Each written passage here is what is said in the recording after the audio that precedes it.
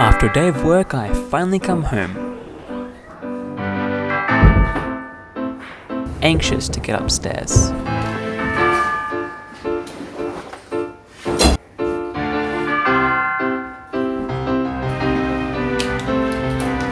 I log in, put my headphones on, and launch Unity.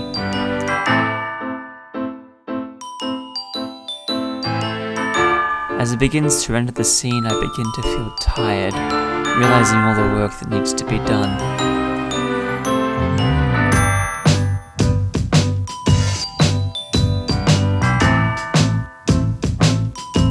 And suddenly my desire to work on anything fades away. I close Unity, and then have the biggest internal struggle of my life.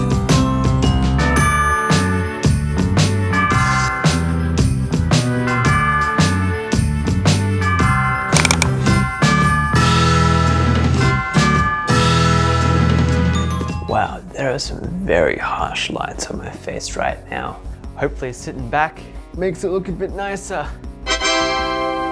Whew. What a week it has been. What I wanted to show in the start of the video is how I felt at the end of some days. However, despite this, I still got something done this week. This week I worked on the main menu.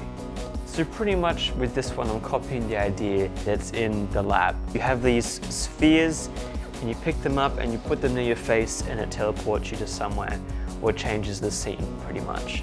So my goal for this was to have a play and an exit orb, and when you did this, the new scene would load.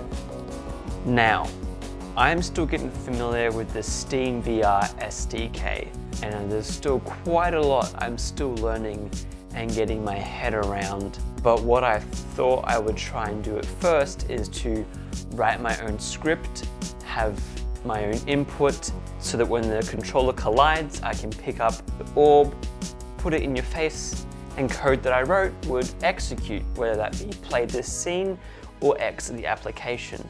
I didn't want it to be so that you could pick it up and drop it, but that when you let go of the orb, it would go back to its original spot. So I was trying to figure out how the input worked with the Vive controllers. The thing that I discovered is that input in Unity is very different from mouse and keyboard compared to a Vive controller.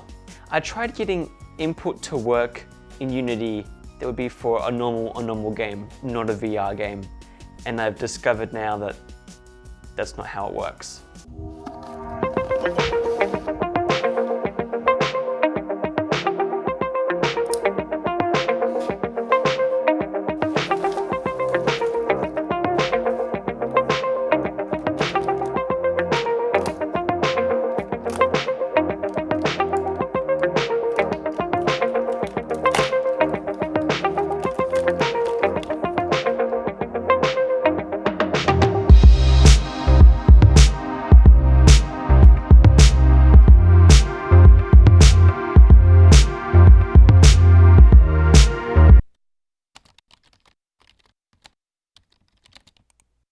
You can remove the headset face cushion to clean it or replace it with the narrow one in the box for a better fit.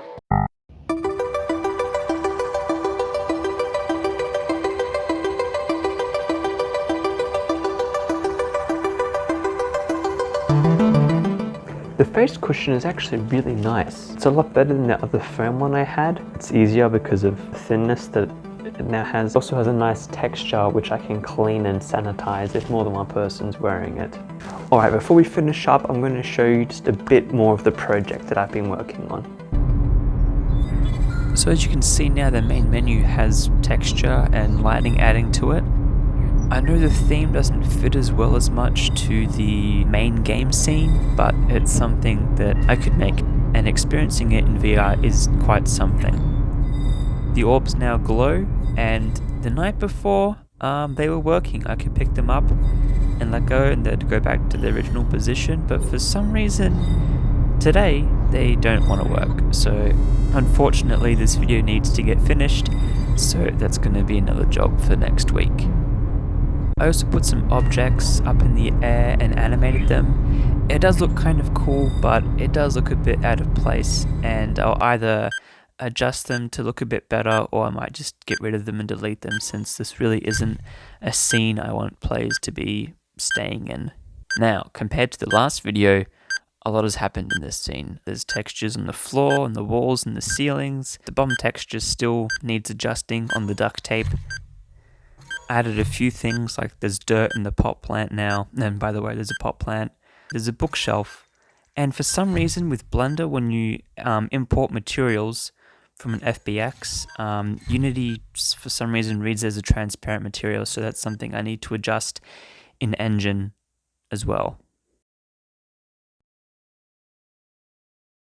Honestly, when you first enter the scene, it looks really good. The lighting falls really well, the textures look nice, and things are close enough and positioned to a point where you become engrossed in the environment. It feels real to you, and when you take the headset off, you realize that you weren't actually there, which is something that, lots of VR games obviously can do now, but when you have that experience, you're doing something right, at least design-wise. The thing making these videos, I realize, is it takes just as much time to film and edit these videos than it does to actually work on the game. So I really appreciated these last 3 episodes. They've been really fun to make. I've been getting responses from people I don't even know, and it's amazing to see that. I hope to keep this on a weekly basis, but honestly, some weeks I'm just going to probably work on the game. You can follow me on Twitter and see smaller updates there. I'll try and do a video next week, but I kind of want to get this project finished. So if you don't hear from me from a week or 2, don't be alarmed. I'm still working. It's just going to be a shame for the YouTube algorithm, which has recently been putting me up there with the weekly uploads. But obviously, if I stop uploading, then things are going to go down, which is not good.